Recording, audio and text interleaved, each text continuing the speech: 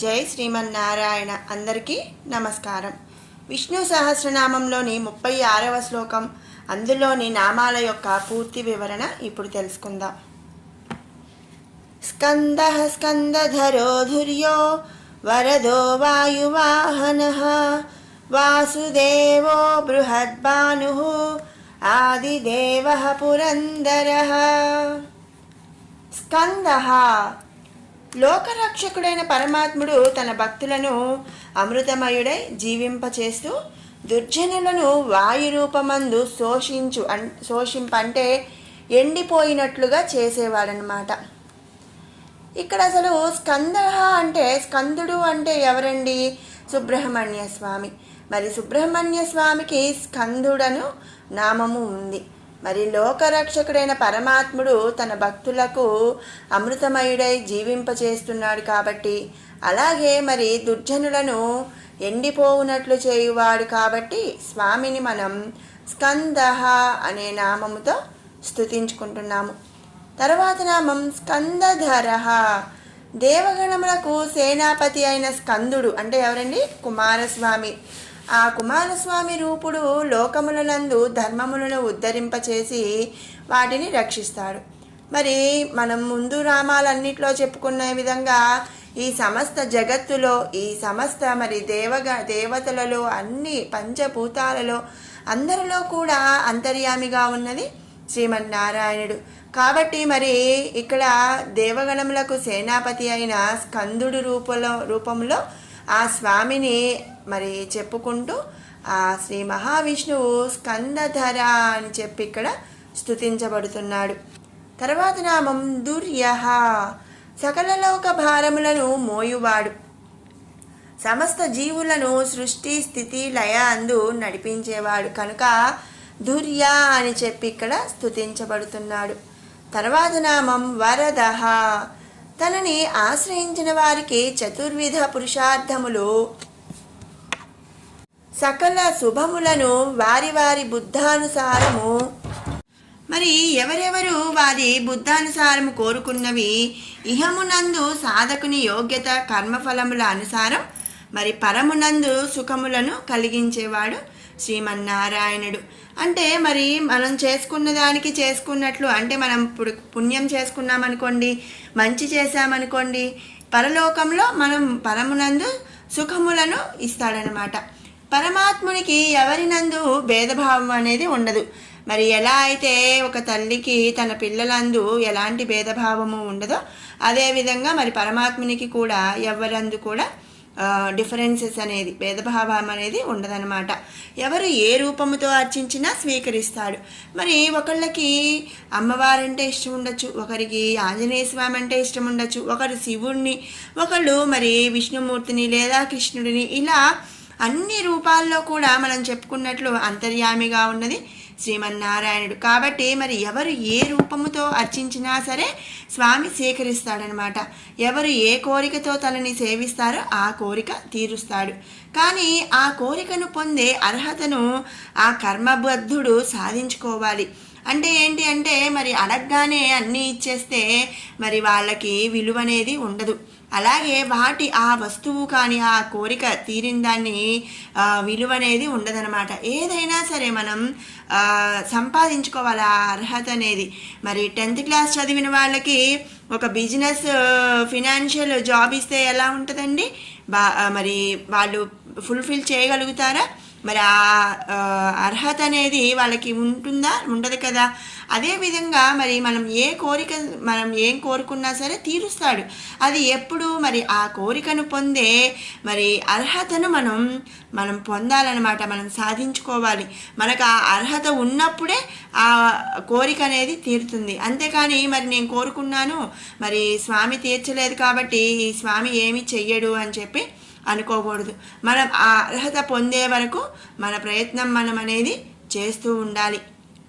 కాబట్టి ఆ స్వామి ఎవరు కోరుకున్న కోరికలు వాళ్ళకి తీరుస్తాడు. మరి తనని ఆశ్రయించిన వారికి చతుర్విధ పురుషార్థములు, సకల శుభములను అన్నిటినీ కూడా మరి తీరుస్తుంటాడు, ఇస్తుంటాడు. కాబట్టి ఆ స్వామిని ఇక్కడ వరదః అనే నామముతో స్తుతించుకుంటున్నాం. వరద అంటే ఏంటండి? మరి ఇవ్వటం అన్నమాట. మన వరదహస్తం అని అంటాం కదండి, అంటే ప్రసాదించటం. కాబట్టి ఆ స్వామిని మనకి అన్నీ ఏవి కోరుకున్నా మనకి అవి తీరుస్తాడు. కాబట్టి మరి శ్రీమన్నారాయణని ఇక్కడ వరదహ అని మనం స్తుతించుకుంటున్నాము.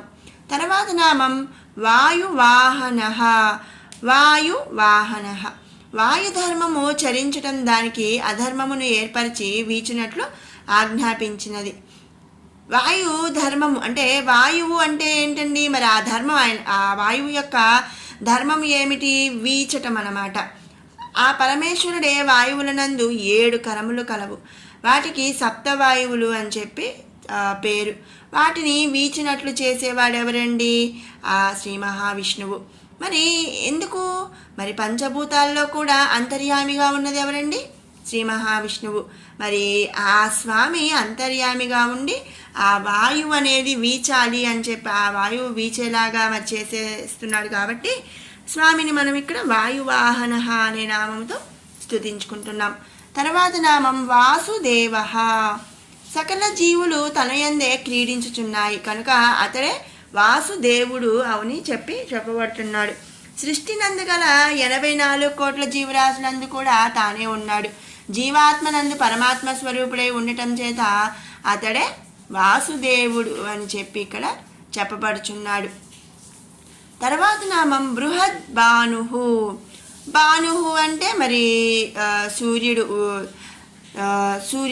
బృహద్ భానుహు అంటే ఏంటి అంటే ఈ జగత్తునంతా కూడా విస్తరించిన తేజస్సు కలవాడనమాట. బృహత్ అంటే జగత్తు మొత్తం. అతని తేజస్సుకు ఆధారముగానే ఈ జగత్తు ప్రకాశిస్తున్నది.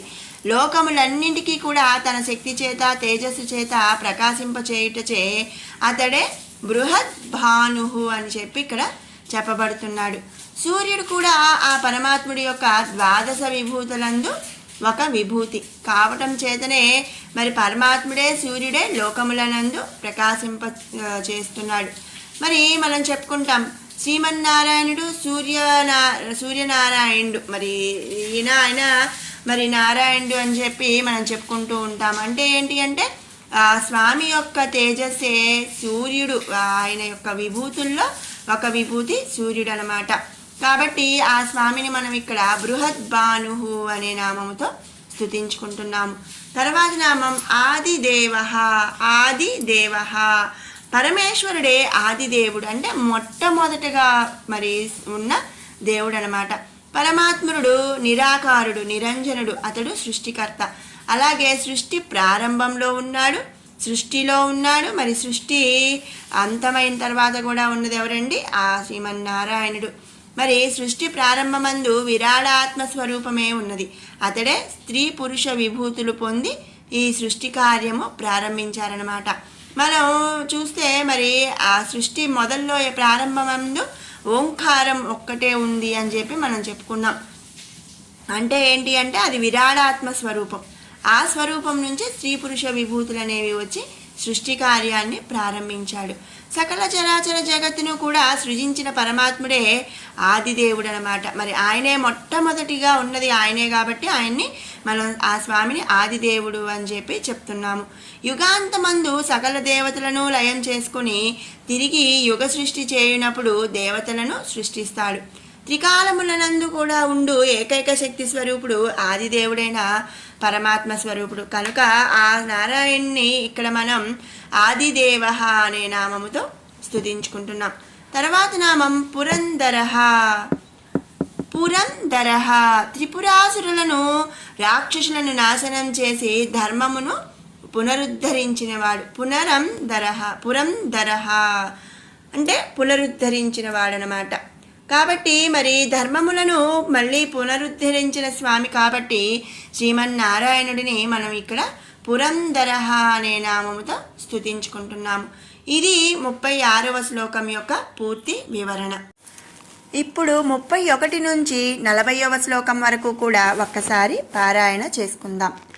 అమృతాంశోద్భవో భాను శశబిందు సురేశ్వర ఔషధం జగతః సేతుః సత్యధర్మ పరాక్రమః భూతభవ్య భవన్నాథః పవనః పావనో నలః కామః కామకృత్కాంతః कामः कामप्रदः प्रभुः युगादिकृद्युगावत्तो नैकमायो महासेनः अदृश्यो व्यक्तरूपश्च सहस्रजित् अनन्तजित् इष्टो विशिष्टः शिष्टेष्टः शिखण्डी नहुषो वृषः क्रोधः क्रोधकृत्कर्ता विश्वबाहुर्महीधरः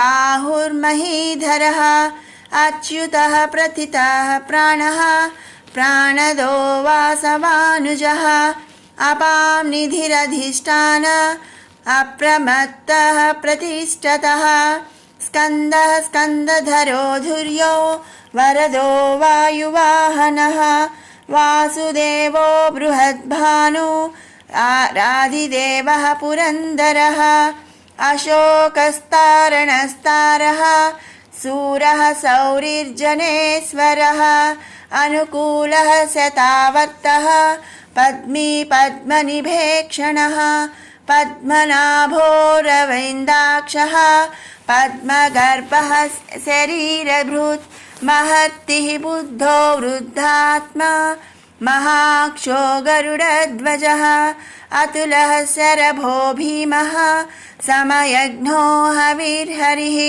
सर्वलक्षणलक्षण्यो लक्ष्मीवान् समितिञ्जयः विक्षरो रोहितो मार्गो हेतुर्धामोदरः सहः महीधरो महाभागो वेगवानमितासेनः।